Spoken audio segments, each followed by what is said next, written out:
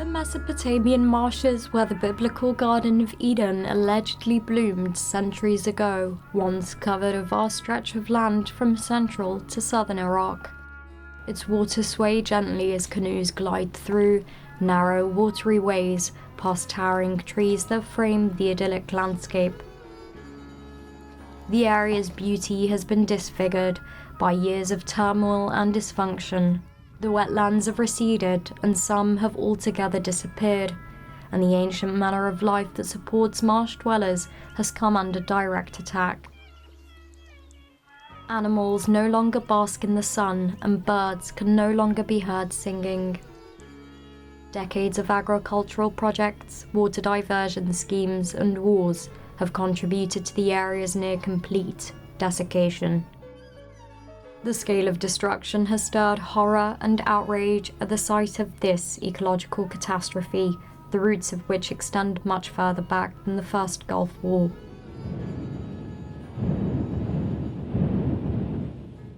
Among the earliest marsh drainage schemes were those drafted by British engineers and famously outlined in the 1951 Hague Report, named Control of the Rivers of Iraq. It emphasised the need to reclaim the marshes and promised to maximise land usage and feed the communities of Diqar, Maysan and Basra with clean running water using a process known as leaching. It was in determining Iraq's full land potential that British firms turned their attention to the Mesopotamian hinterlands beneath the drive towards modernisation. Their plans came into effect in 1953 with the construction of a new watercourse named the Third River Project, and with that the depletion of the wetlands began. The aim was to produce more arable land and to provide better quality of water from Iraq's twin rivers, the Tigris and Euphrates. The project extended well into the 60s, but it was not until the mid-90s that the wetlands were bled dry. Although it was unknown at the time, the adoption of these British designs by subsequent Iraqi rulers would later contribute to the erasure of one of the region's oldest ecosystems. What started off life as an agricultural endeavour soon turned political. The most fateful of events arose in the 1980s as Iraq and its neighbour Iran fought out a bitter war. Within the first 3 years, water came into use as a strategic weapon and natural barrier of defence. Lake areas and the marshlands in particular were transformed into launch pads for Iran's amphibious attacks. As noted by one historian at the time, Iranian engineers used portable dams and sluices to ease their passage, a strategy Iraqi engineers tried desperately to mirror. Despite its modernised weaponry, the lawless frontier, as Saddam Hussein viewed it, deprived his forces of their military strength, as took place during the 1984 Battle of Khaybar, in which Iranian soldiers occupied the lakes of Hawija, using the wetland ecology as a natural fortress. Deploying a flotilla of draft boats, Iran shuttled its forces across the Hawija Marsh, eventually capturing the Majnoon Island, the centre of Iraq's southern oil production, discovered in 1977. These methods allowed for the flooding of the marshes, and under the cover of darkness, Iranian soldiers with rifles slung on their backs edged their way through the waterlogged jungle of reeds. Enormous earthworks were built to prevent Iranian entry, but even these failed to keep them at bay. In an effort to recapture Majnoon, Iraqi helicopter gunships were sent in to hunt down the enemy, killing and wounding thousands. But for both warring parties adamant to secure victory, the fate of these ordinary civilians was of little importance. Swathes of forest and land where they had lived were torched to allow Iraqi armour in to build ground defence positions. Forced out of their natural habitats, many marsh dwellers resettled to the west of Gurna and Basra. Others were relocated to the desert and offered small brick dwellings, but received little more than empty promises of improved living conditions. The war eventually ended 8 years after it began, but left the entire area devastated.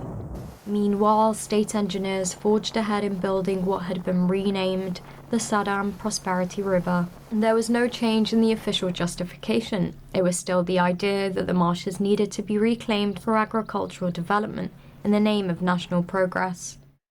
The execution of the plan to drain the swamped lakes was not new, however, but a recycling of British policies by the Ba'athist government. But across the years of Iraq's fraught history, the project was no longer just that. And it was during Iraq's third war after Saddam ordered the invasion of Kuwait that the Marshes acquired a political life of their own.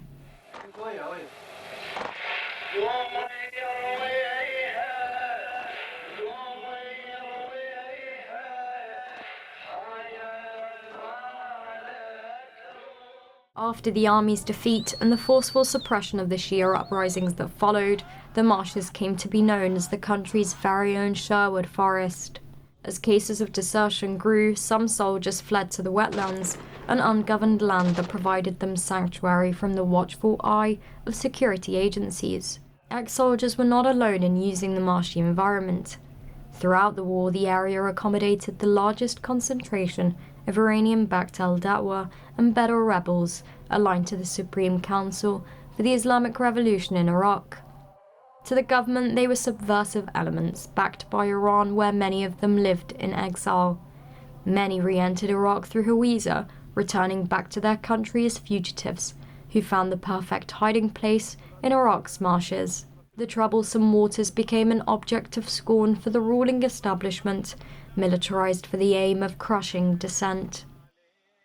And fearing for their lives, many fled to Iraqi cities, as others trickled into Iran, where they settled in temporary encampments. The draining of the marshes became necessary for sealing off the borderland from Iranian infiltration, but it was also viewed by Saddam as an opportune solution for suppressing rebel activity, a solution that carried enormous costs. By 1992, the route of the Third River, whose construction began 3 decades earlier, was finished, and 2/3 of the area's waters had been diverted from Mahmudiyah to Gurna, adding a third watercourse between Iraq's twin rivers. The project's completion was accelerated by political motives, an aggressive counterinsurgency campaign with water diversion at its core. Tactics first proposed by the British Hague Report proved vital in later years for the Iraqi government in its drive to flush out rebels. The consequences are as these scenes lay bare: cracks inches deep where water once pooled, and an emptied landscape once adorned by rich vegetation, buffalo, and traditional cathedral-shaped Maldive houses. As British explorer Wilfred Thesiger long predicted, soon the marshes will probably be drained, and when this happens, a way of life that has lasted for thousands of years will disappear. What Thesiger failed to predict, however, was the rebirth of the marshes. By 2004, the unpredictable had happened. Signs of life gradually returned following America's 2003 invasion. Saddam's removal helped to rejuvenate old hopes and pave the way for the return of displaced inhabitants. Floodgates were reopened and dikes were destroyed in an effort to reflood the parched terrain. Hawija marshes, previously a gateway from which Iranians entered Iraq, were rehydrated, but flooding only allowed for partial restoration and was not without challenges. People loudly celebrated the area's recovery, but poor management of the newly inundated marshes marked a new era of suffering. Competing water demands, reduced rainfall, poor irrigation, and pollution continued to prevent the area's restoration, as the promises of state officials ring hollow. 2005 may have witnessed the restoration of nearly 55% of the area's historical size, but marsh life has suffered unduly. Polluted and reduced water are among the biggest challenges threatening the livelihood of inhabitants, and the number of people that have returned is still a fraction of the original population size that now rely on roads to transport goods in and out of their towns. Suffering is not only confined to the human population. Freshwater supply problems have severely impacted aquatic life, fish, and other marine animals especially. Many worry about the future and what lies ahead as these problems play out against the backdrop of an ailing economy. It seems that a familiar struggle has been revived in spite of the efforts of locals to keep memories of a richer past alive from one generation to the next. But the tales of glory told run counter to the challenges that characterize daily life. Efforts to restore the lands are continuing, but the economic losses that Marsh Arabs have been subjected to over the years are difficult to reverse, and work opportunities remain scarce. This has forced many into an underground economy, some even engaging in predatory activities. People are still in dire need of basic services, yet their woes occupy little attention in global media. Even 13 years following Saddam Hussein's ouster, distrust of the local government remains widely felt. Many residents accuse the state of not having done enough to alleviate their problems. A population that once numbered at 300,000, now reduced to 40,000, feels there is no guarantee to see their ancestral lands restored anytime soon.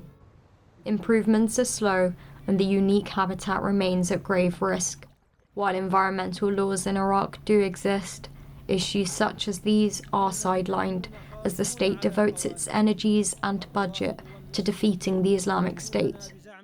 Without fresh water, there can be no life or revival nor survival of the Mesopotamian lands. Echoing promises of restoration remain unmet in the eyes of families struggling to survive. But amid stinging reminders of a recently lived history is a dream to see the marshes rising from the ashes for the area and its people to reclaim their fate.